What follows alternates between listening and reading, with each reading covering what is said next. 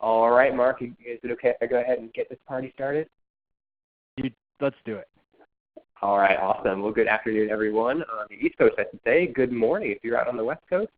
Thanks for being here for today's Bloomerang webinar, Which Leadership Style is Best for Your Nonprofit Fundraising? I love it. Thanks for being here. My name is Stephen Shattuck, and I'm the Chief Engagement Officer over here at Bloomerang, and I'll be moderating today's discussion as always. And just a little housekeeping before we get going here. Just want to let you all know that we are recording this presentation, and we'll be sending out the recording as well as the slides later on this afternoon. So don't worry, I'll get those to you this afternoon. I promise if you get interrupted or you need to bounce out from a meeting, no worries, you'll be able to watch the recording later on.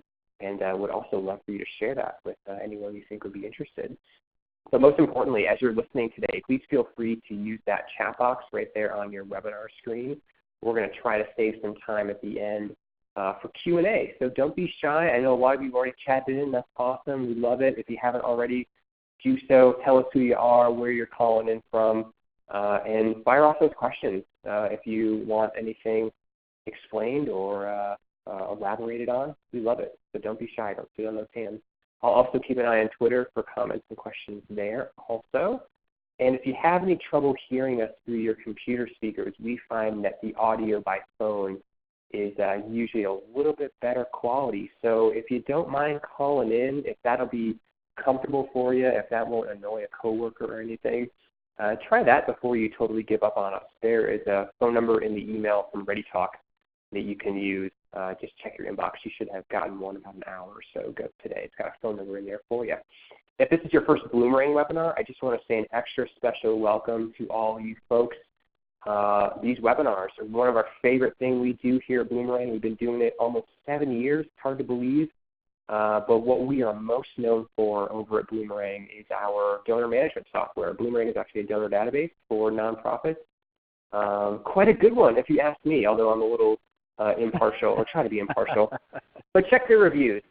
And if you're interested in that, check out our website. Don't do that right now. You guys are in for a real treat. We've got a friend of the program making his triumphant return to the Bloomerang webinar series, Marc A. Pitman. How's it going, Mark? You doing okay? Yes. I got the right, when he said triumphant return, it's like I'm getting back in the ring with Clubber Lang. I'm doing well, thanks. It's really good to be back. I feel bad we didn't have you on last year. I won't ever do that again, I promise. I think maybe this is like your 4th or 5th webinar for us. We love it. We talk it's so the much day that we just assumed we had done it. So, yeah, because it's a storytelling conference and all, but yeah. Awesome. Yeah, we see each other all the time. Hopefully you guys run into Mark either online or in person. If you don't, you got to remedy that. Follow him online. Sign up for his newsletter. Follow him on Twitter. Go to his session at conferences. Always a crowd pleaser. It's the day after National Bow Tie Day, and I should tell you all that Mark is a bow tie aficionado. We were going to do it yesterday, but I had a scheduling conflict. But this is honorary National Bow Tie Day for me to have Mark on. Wow, where to start with Mark? He is the author of Ask Without Fear, a great book. It's here on my bookshelf. You got to pick that one up. He's also the ED over at the Nonprofit Academy. Bookmark that website, thenonprofitacademy.com. He's also the founder of Concord Leadership Group.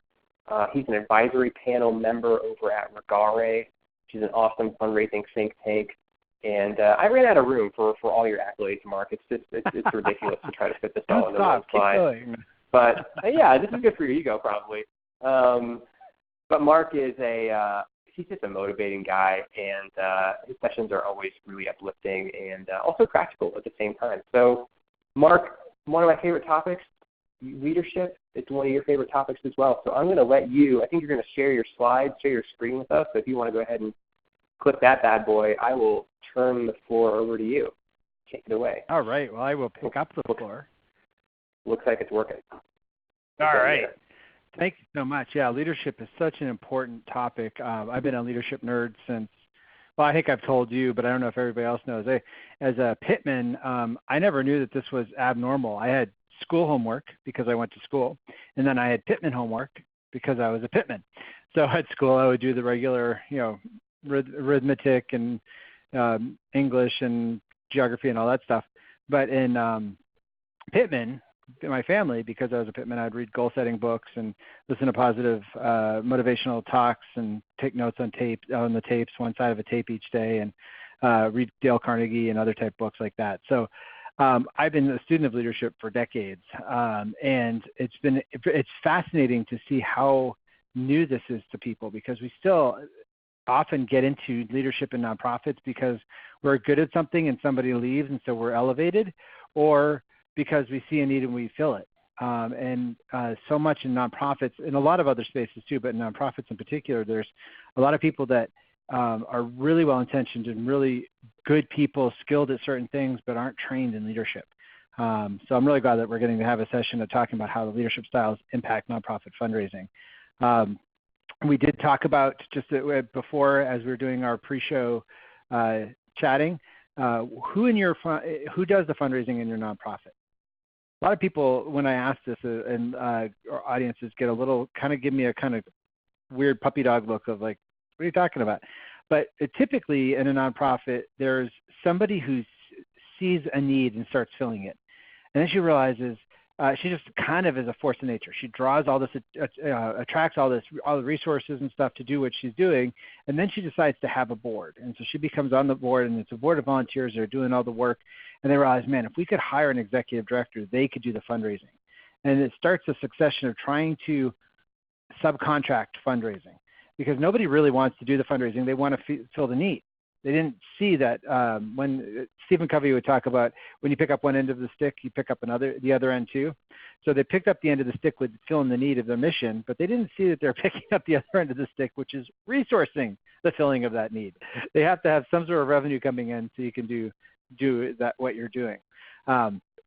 So then they hire an executive director, but treat them like an executive assistant, and try to put all their to-dos and all of their fundraising stuff in particular on that person, but all the scheduling and everything else. And so then that executive director is torn apart and didn't really get into it necessarily to do fundraising. She thought she was going to be doing other leadership stuff. So they try to hire a director of development. And as each group tries to subcontract the fundraising, they often don't understand that this is a profession, this is a field, this is how nonprofits have been resourced for millennia, and particularly well-researched for the last 100 years or so. So one of the reasons I asked this is who does it, because somebody had a great answer in the chat. He said, everybody here does. They all understand it.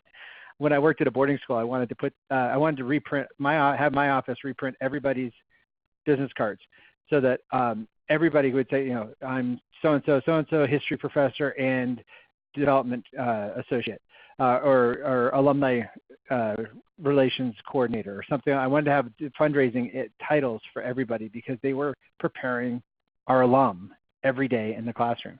And everybody, whether you're in an animal shelter or historical society or hospice or healthcare or school or educational institution or anything in between, theater, everybody that interacts with people in your community is impacting the donor experience. So it would be great if everybody could see themselves as that. But in this case, I just wanted you to get a face for what we're going to go through, because it's so hard for leaders right now, whatever level your leadership is and whatever title, executive director, CEO, director of development, COO, CFO, whatever your titles are, is a stressful time to be in nonprofits. There's Pew Research has shown that estimated that 10,000 baby boomers are reaching retirement age every day. This was published in 2010. They said it's going to be for the next 19 years, so we still have 10 years for that to go. I was talking in Milwaukee last week, and somebody at the dinner before the event said, yeah, they're reaching retirement age, but they're not leaving. An extra said that. So there's a silver tsunami of people that are, and they're not leaving for good reasons, or not good reasons, but it's a tough time for many of them to leave. But there's just this reality that we have an aging leadership in the nonprofit sector. 10,000 could be leaving. That's a huge brain drain. And the new staff that comes in, they're not really the lifers that used to be there in the original nonprofit. When the people that started the nonprofit or people that got hired decades ago, work has changed. The way we do work, we don't have to just show up at the office or show up on site. We can do work anywhere we are. And a lot of people entering the workforce see how lean the nonprofits are and realize, hey, there's not like a career path here. I need to jump from one nonprofit to another. So they're looking at gaining some level of experience or just getting a job and then trying to move on to figure out their options as they're in their workspace. There was a study recently done by Deloitte that 43% of millennials plan to quit their job in the next 2 years, and often it's not about pay, it's about flexibility and diversity. They've been raised thinking, we've trained people to think about diversity, at least conceptually. Then they get in the workforce and they see, no, this isn't diverse. If you look at the foundations in the nonprofit sector or the CEO gender gap of it's mostly white males that are still running organizations when it's largely a female-dominated space, and we need to have more of the white men stepping back, and three fingers pointing at me, and more participation and leadership from women and people of different backgrounds than white guys. That's not happening, and millennials are getting a little discouraged by that. Plus, there's a lot more options now. It used to be if you wanted to support a cause, you had to either be for profit or go into a nonprofit. Now there are B Corps, there are ways to be social entrepreneurs. There's all sorts of ways to do good now, so there are choices. And then finally, it's not just the millennials that are leaving. Compass pointed a study and it showed that 67% of executive directors wanted out in the next 4 or 5 years. And then we just saw in the last couple of weeks, Chronicle Philanthropy did a poll with Harris that indicated 51% of fundraisers want to leave in the next 2 years because it's just such a relentless grind. If that weren't enough, there's consolidation in a lot of spaces. So regional and local chapters are moving into a more national sort of affiliation. Headquarters are trying to re-engage for just standards with their chapters or their federated models. And even healthcare systems and all, they're growing and there's more centralization going on. The people that are moving into those new situations, as we talked about, aren't getting the training, that they're just being kind of told, you've got the title, hopefully you get a salary boost and get it done, but there's not a real understanding on how to be visionary. One of the studies we've done with the Concord Leadership Group indicated that CEOs knew that one of their top 3 priorities was casting a vision and compelling vision, but they didn't know how to do it. Over 80%, so they had no idea how they were supposed to do that. And then there's these weird, and fundraising in particular for nonprofits, there's this mind-boggling change. And I think it's because there's still so much ignorance, and ignorance isn't a values judgment, it's just a lack of knowledge. There's so much ignorance about fundraising as a profession that there's all these weird things going on with the fundraising role. So some I'm hearing increasingly of fundraisers that aren't invited to the board meetings. That is crazy. You're making strategic decisions that are going to impact the ability to communicate with donors about exciting vision and about the amount that the fundraiser has to raise, and likely with some of the top supporters of your organization, and you're removing that person from any relationship or just being able to listen to the conversation that's going on. Just crazy. And then there's this growing move I've noticed over the last few years of executive directors or CEOs saying, I want a COO. I want somebody that does operations. I just can't stand the management aspect, as though they didn't realize they had to do that as a senior leader. So they try to get a chief of staff or a COO, and now all of a sudden the development function reports to this internal organization person when development is all external, and they still need the CEO to show up because nobody wants to talk to the development director exclusively. They want the ear of the executive director or CEO. Crazy turbulent times, lots of stress on leadership. So we decided to get together with Adrian Sargent and Harriet Day and put together a leadership report. What we wanted to do is look at the different types of styles of leadership and then draw conclusions on how they impact philanthropy.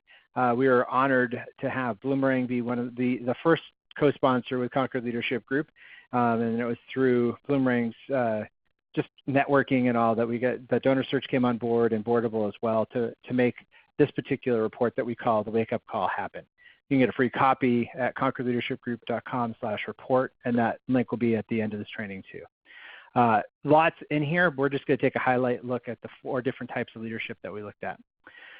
What Adrian wanted to do, and Adrian Sargent's one of the top researchers, we live in such a cool time to be in the nonprofit space. There's actual academic research being done. When I got started 20 years ago, to this day I carry a blue ballpoint pen in my pocket because 20 years ago somebody ran a successful multi-million-dollar capital campaign and said it was because he signed letters in blue pen. I mean, and that's how a lot of fundraising was done in the 20th century, was I had a good experience with this, I'm going to start a company, or I had a good experience with this, you should do this too, as opposed to actually testing. Direct mail was different. There was testing going on there, but much of the rest of it was sort of hunches and assumptions and just kind of playing it out. Well, Adrian and a whole bunch of other people now are taking academic research and looking at studying what we do, which is just making it so much better, because so many of our small nonprofits, we don't have the size to be able to do the research in a way that would have any academic integrity. So we're really glad to partner with him. He wanted to talk about transformational leadership, charismatic leadership, and transactional leadership, because each of those three have a definable academic body of knowledge and definitions that have been agreed on over the years about those. I lobbied to have servant leadership put in there too, because that also has an academic body of knowledge that with definitions and examples and studies on. And I know that in the nonprofit sector, that's going to be, I felt like I saw that modeled a lot. And it turns out I'm really glad I did, because what we did in the study was, or the way Adrian arranged it was, nobody was asked, are you a transformational leader or are you a charismatic leader? But what they did was, because there's research on each of these styles of leadership, he and Harriet pulled together behaviors that are typical of one of these four styles of leadership. And so the leaders, we had over 1,100 CEOs of nonprofits. And just an aside, I call executive directors CEOs because board members have no clue what an executive director is. They're the board of directors, so they think, well, maybe you're one of us. But everybody seems to have an implicit sense of CEO. When you say CEO, there's a gravitas to that, and that's what the executive director deserves. There's a sense of authority. And so I'll slip often and say CEO, even though I know most of you have titles of executive directors if you're actually running the nonprofit, or general managers. There's some other titles out there. So the 1,100 or so CEOs took this test, or took the survey, and they would check off different, on a scale, I think it was 1 to 7, how likely they were to perform different acts or different activities. And those were all weighted toward one of the styles of leadership. What we found out with servant leadership, the way the academics have identified this is these are leaders who achieve their success by helping other people, focusing on the needs of the people that they report to, their board, and also the people that report to them, their staff, and the mission that they serve. 54% of the leaders identified this as their go-to leadership style, or the behaviors that were associated with this.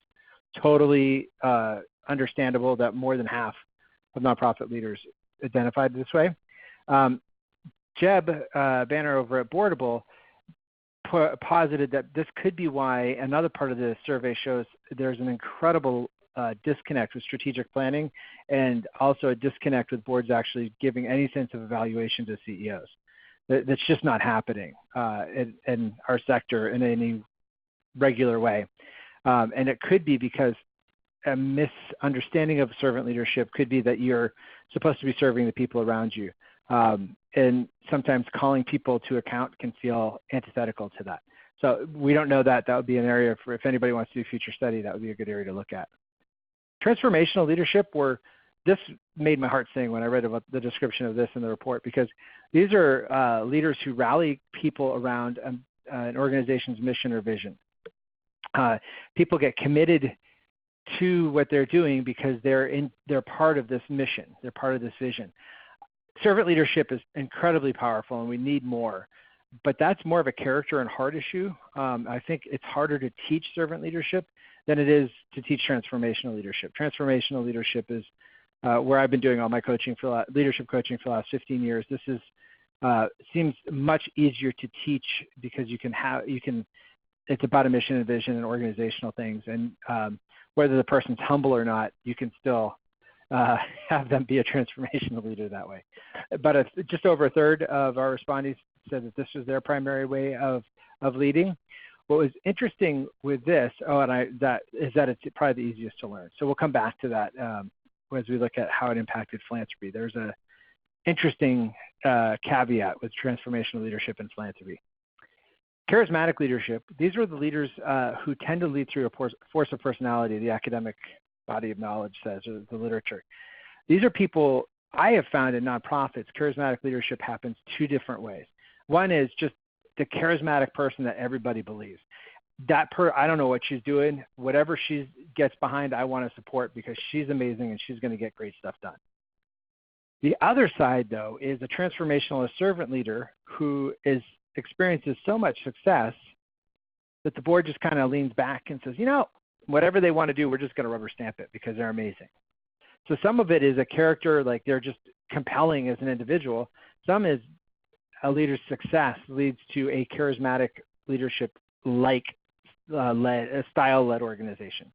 That is, we'll talk about why that's unfortunate. Well, part of the reason that 29% of the people said that was their leadership style. And the reason, the dangerous dark side that the slide talks about is that the academic study shows that people will take risks, ill-informed and actually some negative, sometimes even illegal risks, with very little questioning because they just believe in the leader.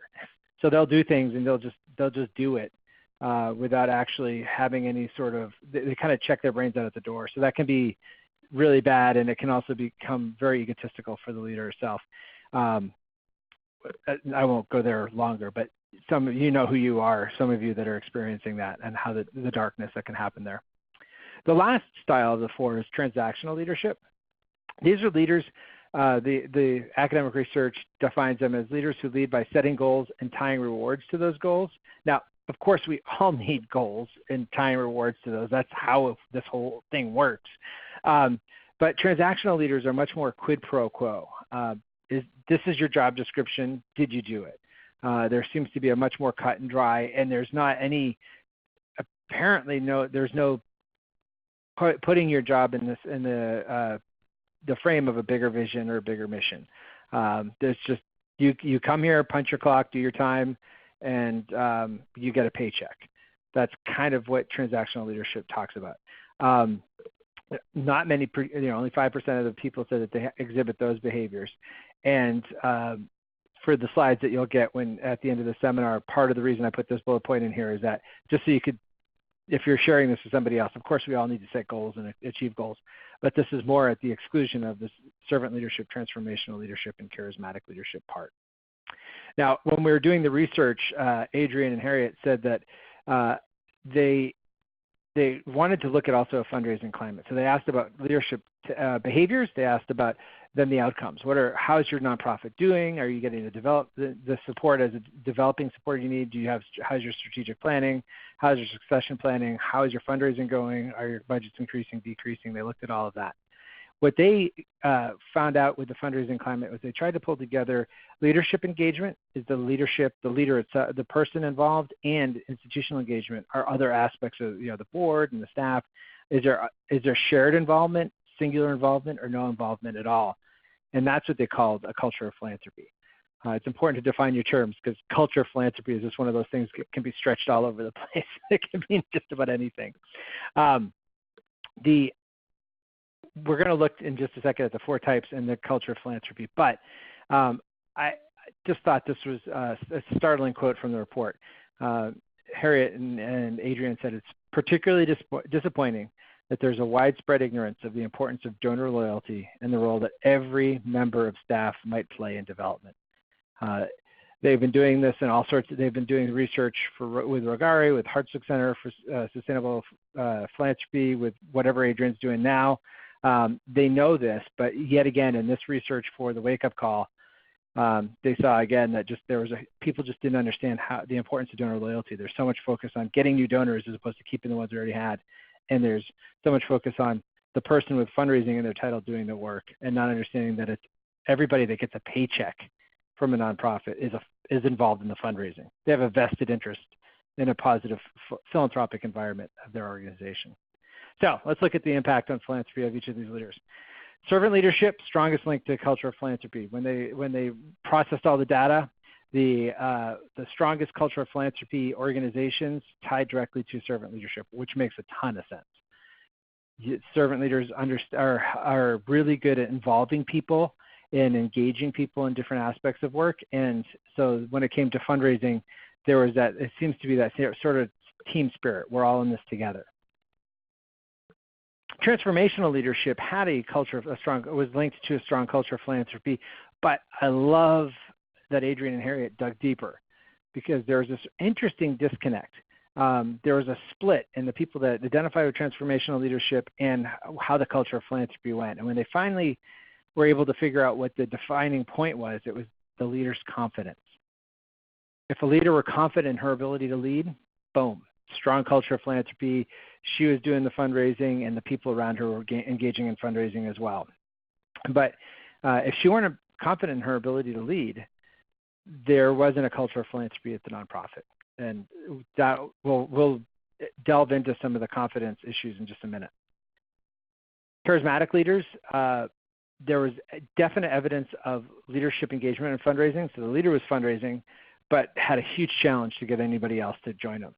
And that makes sense too, because if it's that sense of he can do it all, she can do it all, whatever's going to happen, they're going to take it, would translate into fundraising as well. I was doing a feasibility study for an organization that wanted to raise $8 million, on paper, had the type of people that could probably do that. It was really good on paper. But as we started doing the 40 to 60 interviews for the feasibility study or the planning study, most of the people were indicating they were going to give, between $1,000 and $2,000, nowhere near what you need for the $8 million. And I would show them the chart. This is what you need for fundraising for $8 million. These are the levels, millions of dollars and different levels and hundreds of thousands of dollars and all. And 2 different points in the study, each conversation, I'd show that to them. And when they did, they said, I don't know who's going to do it, but I believe in this leader. This leader's going to get it done. Amazing what this guy does. And so that's probably an example of a charismatic leadership style. You can get a lot done. You can have a lot of success, but you may be doing it all by yourself. And then finally, transactional leadership had no correlation. There was no culture, no organization with a strong culture of philanthropy correlated with transactional leadership, but the data showed that it actually correlated with decreasing budgets. Now, before we get into which comes first, the chicken or the egg, which comes first, transactional leadership or decreasing budgets, we can't know from this study alone. It's a snapshot study. We don't have any trends analysis. So 2 ways to look at this. We can't say it's causal, but there's a strong correlation. Either transactional leadership kills creativity and people's desire to do anything when it comes to fundraising. The do your job, punch your clock, and get paid and don't bug me could be that could be just killing any seed of a culture of philanthropy. Or it could be that when the budgets start decreasing, leaders need to start reining it in and seeing, are we getting what we're paying for? And are we examining all their contracts, which totally makes sense. We don't know which it is, but if transactional leadership sounds like your main style of leadership, it might be advantageous to look at some other aspects of leadership to add to your repertoire. Now, we talked about, I'd love to ask you, and this is a conversation you can have back with your staff, I'll ask this, and Stephen, maybe you can read it because I can't see the chat, but what style would you say matches your organization? Would it be servant, and when I'm doing this live, I'll say your organization and then your own style. So would you say transactional leadership, charismatic leadership, transformational leadership, or servant leadership? And I try to keep it organization so it's impersonal. Stephen, doing this in text. We've got I was going to say, when I was doing this in Texas, we had some people that said, I think I'm a servant leader, but I work in a culture of transactional leadership because all the different heads of the departments were fighting over what they felt was a limited piece of the pie. And so that was an interesting tension for her. So what are you seeing? What are the results coming in? A lot of people are saying transformational on the organizational level and then servant on the individual level. That seems to be the most common refrain. Nice. Well, yeah. That's good because that bodes well for you all because transformational is, I think it's important that we do transformational for our donors at some level because we don't stay in the positions long. If we're staff, we're still 18 to 24 months as a major gift officer or fundraiser. CEO is longer, I think, but the cause will still be there long after we are. And so the more that we can do to tie the donor to the nonprofit, the better. And so the transformational seems far better suited for that.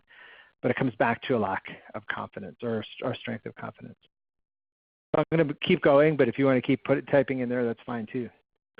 One of the interesting things to come out of this report, and I'm so glad that Stephen and Jay and the others at Bloomerang championed this with me, was that the researchers found that organizations, the three things that built up a strong culture of philanthropy were totally counterintuitive. Higher quality strategic planning meant you were significantly more likely to have a strong culture of philanthropy when it was coupled with higher quality succession planning and leaders who really felt like their development needs were being more completely met. And that's all in the report. Some of the things that there are a lot of people being allowed to go to conferences again, which is new. Conferences budgets had been being cut for a while during the Great Recession, but there was a great demand or need or felt need for coaching, mentoring, that kind of, okay, I got a great fire hose of information, but how do I put it out in my work week? And there didn't seem to be as much support from that from boards and CEOs. But if your organization has really good strategic planning, really good succession planning, and is meeting the development needs of the leaders, there was significantly more likely to have a strong culture of philanthropy, which seems so counterintuitive to me. I think if your message is right, if your ask is right, if you're doing the right behaviors, you'll have a better sense of a culture of philanthropy. But it's a lot of these internal things that actually have external impact. So that's what I want to look at, though, is that whole transformational leadership thing. Why is it? What is this lack of confidence, and how can we help people to have a lack of confidence, maybe build it back up? In the study, only 21% of leaders had a very great degree of confidence in their leadership abilities. This is people that were all senior leaders. They're all CEOs. And 1 out of 10 said that they had absolutely no confidence in their ability to lead at all. 1 out of 10. And that could be the person that's sitting in the executive chair in your organization, whether that's you or someone else. That's a high number of people that are in leadership. And that we already mentioned that 67% of leaders, senior leaders, CEOs, are planning on leaving their position in the next 4 to 5 years. I think it's because we haven't been given a leadership map. So if we're to look at think of a grid like this, there's two axes. There's the confidence axis, which goes from confident to unsure, and then there's the cues axis, which goes from external to internal. And we live most of our life on the external side. Most of us aren't really trained in leadership. We just get appointed as a leader. So we start out in quadrant 1 in the observe stage. We've seen people do this. Awesome. Woohoo. I've gotten a title. I can do this. I've seen my parents lead. I've seen my coaches lead. I've seen teachers lead. I've seen bosses lead. I know this works. And so you start walking and you start acting like you've seen people act. And leadership specialists will tell you that if you're leading people and you turn around and no one's following, you're just out for a walk. So that starts taking a toll on you because you're realizing, wait, I said to do this just like so-and-so did, and I'm not seeing the results that they seem to be getting. So your confidence starts dipping. And you start wondering, what's broken with me? What's wrong with me? And you dip into quadrant 2, which is the experiment quadrant. You're still looking externally, but you're trying to get the podcasts and the webinars and the books and the seminars and the conferences and the online courses and the coaching, and you're trying to get everything you're trying to figure out, how do I fix what seems to be irreparably damaged with me? First of all, it's maybe not irreparably. Sometimes it's just fine tuning. But most of us spend our lives in this quadrant. Most organizations spend their time here. I used to work for a hospital, and we'd go through every 18 months to 2 years, we'd go through another kind of leadership management thing.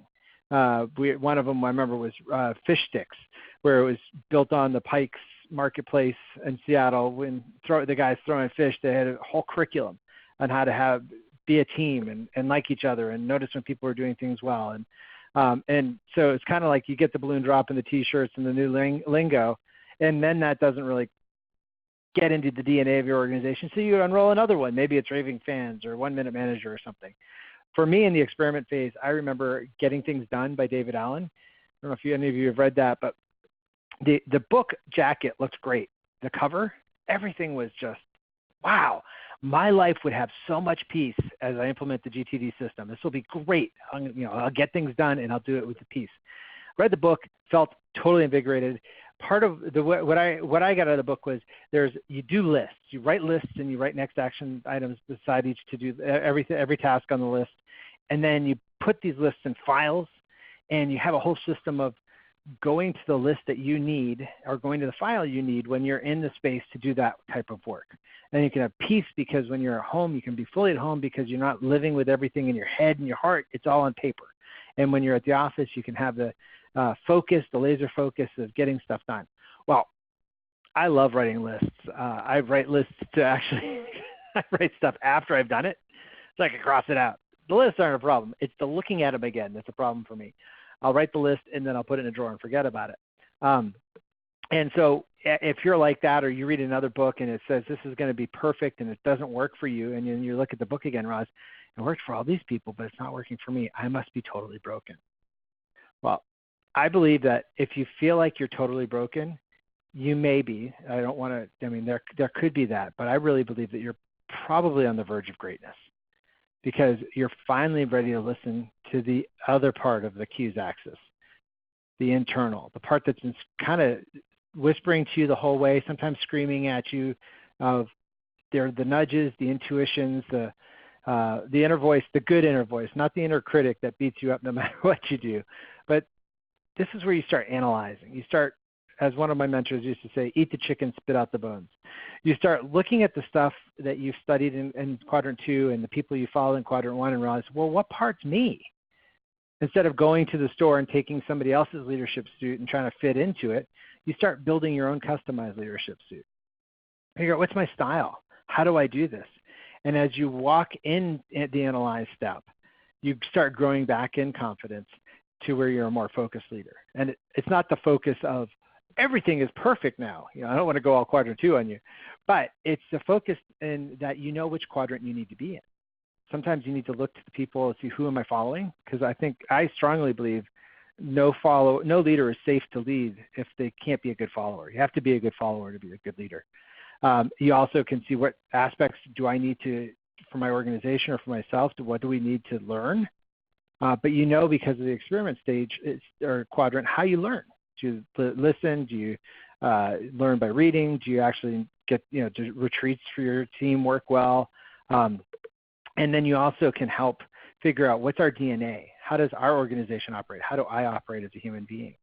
And that's where the focus comes from, of still relentless pressure, still feeling like you have to, every year starts back at zero in fundraising. You still feel like you have to pull the rabbit out of the hat again, but you're more confident because you've built up a track record of what you kind of know, things that have worked for your organization, and why the next idea that the board member may have for fundraising, why it may not be a good fit. And instead of just throwing up your hands or laughing at them, you might be able to say, well, you might be able to give reasons that are speaking the dialect of the organization to encourage their enthusiasm for fundraising, but also tell them, bake sales that's not necessarily the best way for us to raise the money for our overall operations. Let me show you what we're doing here. So you grow into a more focused group, but the real analysis the real power is in Quadrant 3, the analyze step. So don't want to just say analyze stuff without sharing with you a quick overview of what you should be analyzing. So let's talk about you as a person. Quadrant 3 is built on your hardwiring. There's 3 types of hardwiring. Is it your abilities, what you do naturally and quickly, your behaviors, how you present to the world? So that's often DISC, the introvert, extrovert, tasker people. And then I'm also started in the last 18 months working with your clients. I've been using this for about 30 years, but the motivation hardwiring, which I use the Enneagram. What are the stories you're telling yourself to operate in the world? What's the story that you present a certain way, but why? What motivates you to be that way? We can also look at your identity. If you each look at your cell phone right now, it's either Apple operating system, Android operating system. It could be BlackBerry. But if you looked at your human operating system, it's story. The research is really complete and continues to confirm that we operate by stories. Even the most logical, rational people of us, when we see a dip in the economy, we want to know why. We want to know the story behind it. So there's 3 different areas you can look there. You can look at your stock stories. What are the stories you regularly tell yourself? My friend Jessica Sharp of Sharp Brain Consulting talks about, encourages her folks to do audits either for a day or for a few days or for a week of just what's the inner voice saying to you? What are you saying to yourself? And just non-judgmentally write it down on a piece of paper and write, throughout the course of your audit. And then look at that and ask yourself this really important question. Would you ever talk to a friend like that? If you're saying things that are more highly critical of yourself than you'd ever say to a friend or let a friend talk to them about themselves, like maybe you want to become your own best friend. Not necessarily believing you're pressed. Part of the reason you're in leadership at any level is because you're good at pushing yourself, but there's pushing yourself and then there's killing the goose that's laying the golden egg. And so taking control of our stock stories can help us to understand how are we orienting our own self. Another way of doing identity story work is your eulogy. If you were to die, what would people say about you? Your family and friends, your work partners, your community, maybe your sector, faith community, if that's important to you. And then if it's not where you want it to be, so if you were to die today is an easy way to do it. What would they say today? You can start making changes as well. And then the third area is your goals, and that's how you set goals. How you actually implement goals. Saying something is you want to do something isn't a goal until you put a date on it, but then you need to figure out the steps for it. And so goal setting, I don't focus on that as much in this session because there's a lot of books written on goal setting. This works, so hopefully you can see it organizationally too. You can look to see, I know organizations that use StrengthsFinder on the Hardwiring, and they look to see how are we spread out with the StrengthsFinder strengths, and are people seem to be in the right position. What are the stories we're telling about ourselves? And what are the stories we're telling other people? And are we telling the right people our stories? Donors, definitely, board, definitely, but are we telling elected officials about what we're doing? And are we telling the community, our neighbors, and the buildings around us about the impact we're having? And then goal setting as an organization too gets around strategic plan. As those overlap, those get into your personal style or organizational style if you're working as an organization.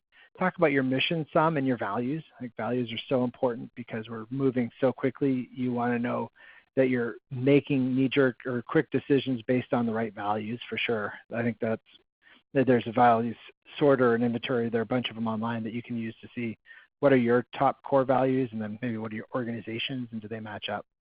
And what I love about quadrant 3 this way is that when you have all this working together, it's integrity in a true sense of the definition because it's all integrated. You're bringing your full self to work. And you're choosing to not do things because of who you are and who your organization is, not because it just doesn't feel comfortable. You're willing as a leader to do things that don't feel comfortable if it's right for the organization. But you also know what things differentiate you from other organizations in the space. So quadrant 3 leadership is a way of, I found, to help elevate our confidence so that we can move back if you're that transformational leader that's lacking confidence, or if you're one of those 10 that have no confidence in your ability to lead. That can be a way to bring up your confidence and help you to give more cohesive answers to your board when they ask you why you're doing things or why you're not, or to your boss if you're not the senior leader yet. So I want to wrap this up before we go to questions and answers with, or at least questions, hopefully there are answers, with what do we do about this? So I'm one of these 4 leaderships. I think if you just know the 4 types of leadership, that can be huge. Many of us didn't even realize that there were behaviors tied with different types of leadership, and that sometimes we'll have to put on that servant leadership hat, or other times we're going to have to put on the transactional leadership hat. And it's okay to be able to know, oh, I'm choosing to be transactional right now, or I'm choosing to be charismatic right now.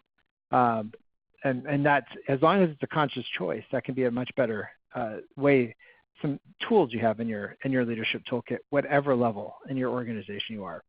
But if you're a servant leader, that's awesome. you have the confidence to continue your plan, because likely if you're not experiencing it yet, you have what it takes to have a strong culture of philanthropy. So good for you. If you're a transformational leader, awesome. Maybe do the Q3 work to grow in the confidence so that you continue to have so you can grow a strong culture of philanthropy that will positively impact the fundraising at your nonprofit. If you're a charismatic leader, that's good. You can get a ton of things done. Keep your ethics up so you're doing it for the right reason.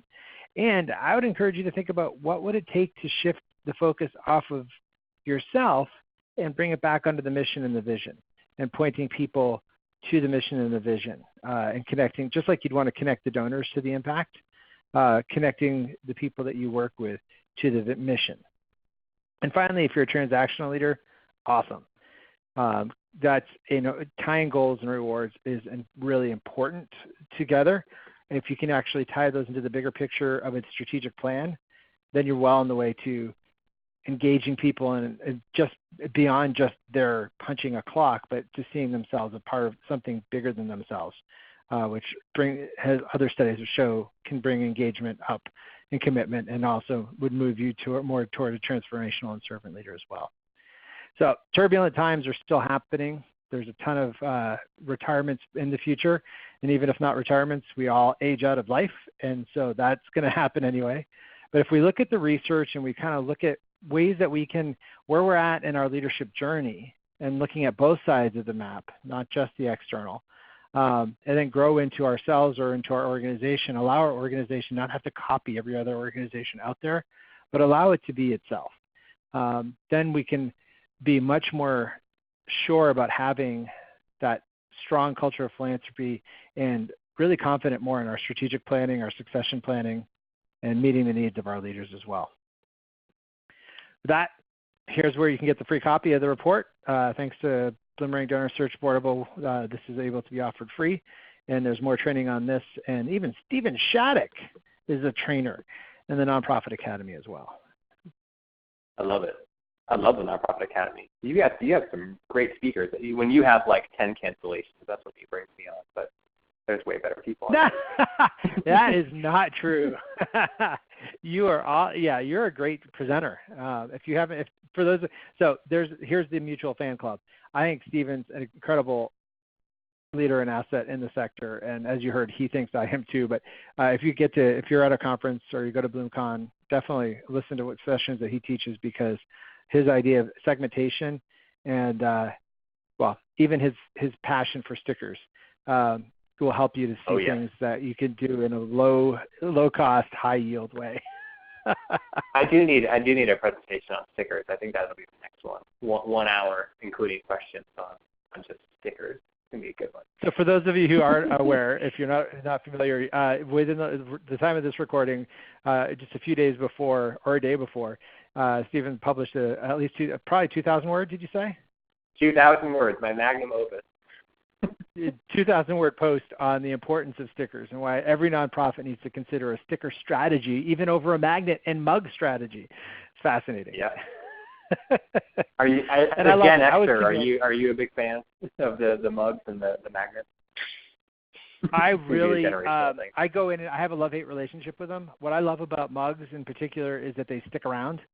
What I don't love is that they often fall apart if you're trying to buy them cheap. The handle falls off, and I can't. I like my coffee more than I like my mug, but I don't want to wear it. So I like to have the coffee in the cup.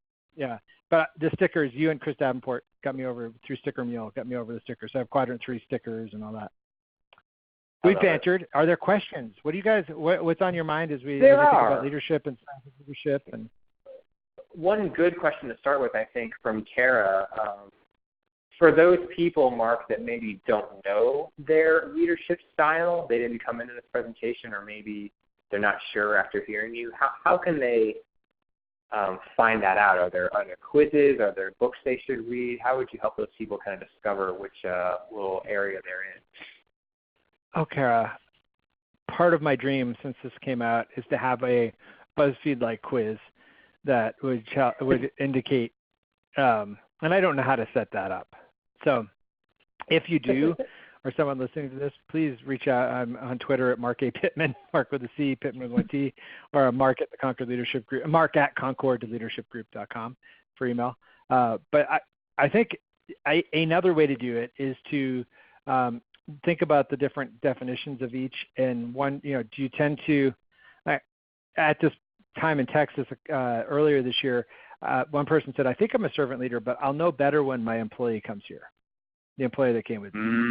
And that employee had been out of the room and missed the question. So she just quite, came back into the room and said, what do you think we are as this? And she said, oh, you're totally a servant leader. And I thought that was really cool, where a servant leader wouldn't even necessarily call themselves a servant leader. But thinking about where your focus is as a leader, and also, I guess, Kara, look at how people respond to you. We had a leader at the Nonprofit Storytelling Conference last fall, as a matter of fact, that had thought he was transformational, and realized after hearing this that he had slipped into a charismatic role, and he was desperately trying to figure out how to kind of re-engage the board so that it wasn't just a rubber stamp board, but it was a conversation. He thrived on pushback. I don't know if you've heard this, Stephen, but every executive director that has a board that's just rubber stamping seems to want one that's engaged. And many executive directors that have engaged boards seem to want one that would just kind of lay off a little bit. Kind of the grass is always greener on the other side. So I don't know so Kara, that was a very verbose way of saying, I'm not sure there's a test to take. It's more of a journey to go on, reading books like 7 Habits of Highly Effective People. You could read Greenleaf's book on servant leadership, which was really challenging and probably indicated to me the most strongly that I'm not it yet. I aspire to be a servant leader. But there's also, there's a lot of good leadership books out there. Kunz and Posner, The Leadership Challenge is probably my favorite, but that's also in a transformational leadership path. Well, you kind of anticipated my next question, Marc. Should you involve your subordinates in this process? I mean, how much should you maybe solicit their feedback in trying to identify your style, or maybe some other issues that maybe you have as a manager? Because I like your example of that person bringing in their employee. Wasn't that cool? And it was in a room of her peers that she said that. Yeah. Wow. I do, if you're not in a toxic work environment. So many nonprofits are dysfunctional. So many organizations. Humans are dysfunctional. So you put humans together, there's often a lot of compound dysfunction. But if you're in an environment where you can do that, that's awesome. I had one leader in a Quadrant 3 immersion. So we set aside days to work through the Quadrant 3 space and give people space to actually do some of the planning, do some of the execute on the Quadrant 3 instead of just learning about it. And one of them did this exercise of writing out her goals for the year and then writing a history of the future. What would it be like if she, projecting herself 12 months in the future and looking back as if all those goals were accomplished? What would she feel like? What would she say?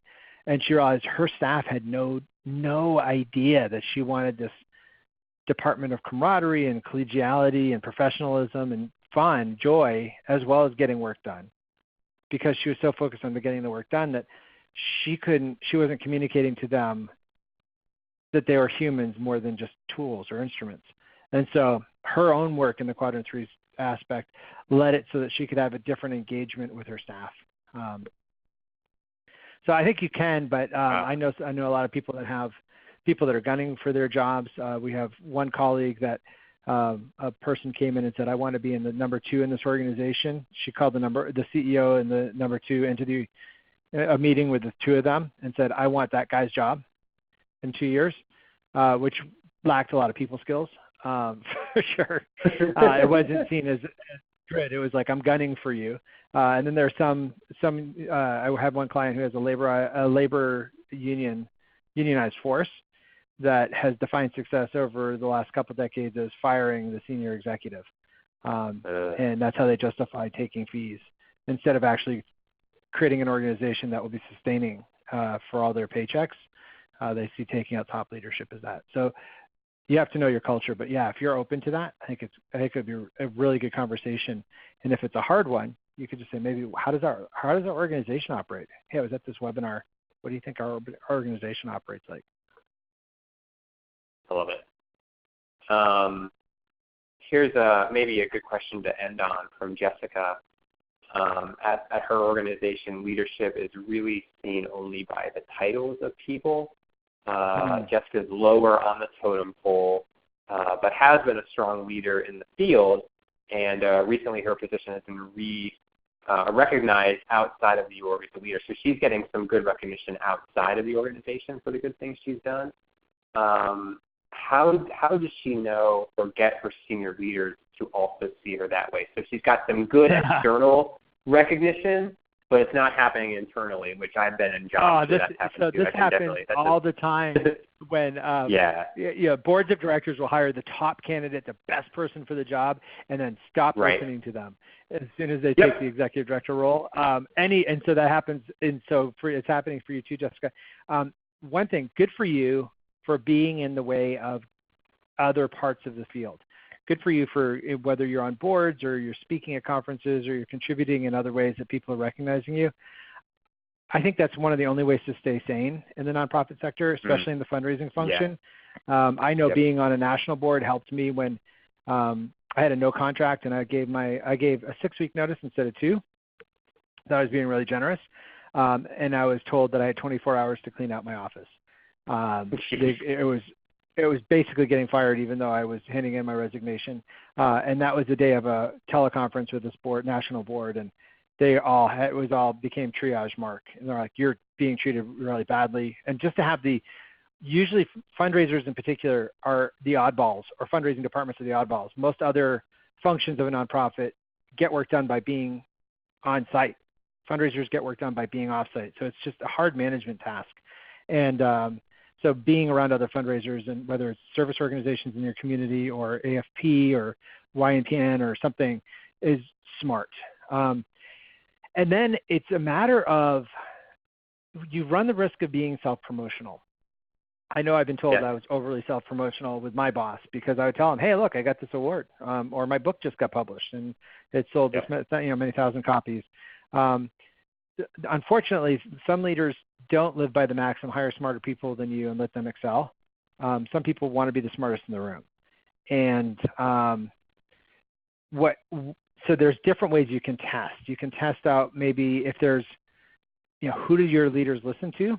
What kind of trappings of success seem to speak to them? I know I got newspaper articles in our local paper because I was developing a relationship with the reporters, both for the hospital and for my own work.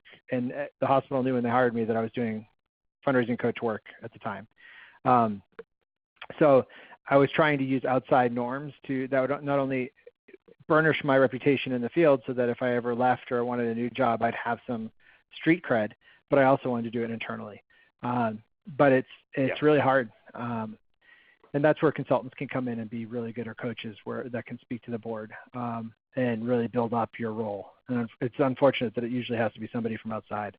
But feel free to contact me off channel too. I'd love to explore that more. That would be interesting to see what levers you can push. And hang in there, Jessica. You're doing all the right things. So keep getting that. Absolutely. Yeah. Well, we're about out of time, and I know we didn't get to all the questions. Mark, I will send you the questions for those of the ones that we didn't answer. Do you mind responding to those by email, perhaps? Is that okay with you? You just totally put me on the spot live in front of all these amazing people. So no, I'd be glad to do that. There's only a few. Yes, I'll do it. Can do it. Yeah, I'll definitely. Good. I'll respond. I don't know how helpful the response will be, but I will respond to my best. You'll try. Well, this was fun. I knew it would be. So thanks for doing this, Mark. It was a blast to have you again. Thanks, and thanks for Bloomerang for making this report actually see the light of day. It's awesome. We love it. We love funding research. It's one of our favorite things we do here. Not a lot of other tech companies, especially in this space, do that. So I'm gonna brag on myself here. Yeah, no, Bloomerang. So You guys are leaders in this, and it's not just leadership. So I know we're out of time, but it's not just for everybody listening. Bloomerang doesn't just sponsor their own internal leadership, internal research, as helpful as that may be.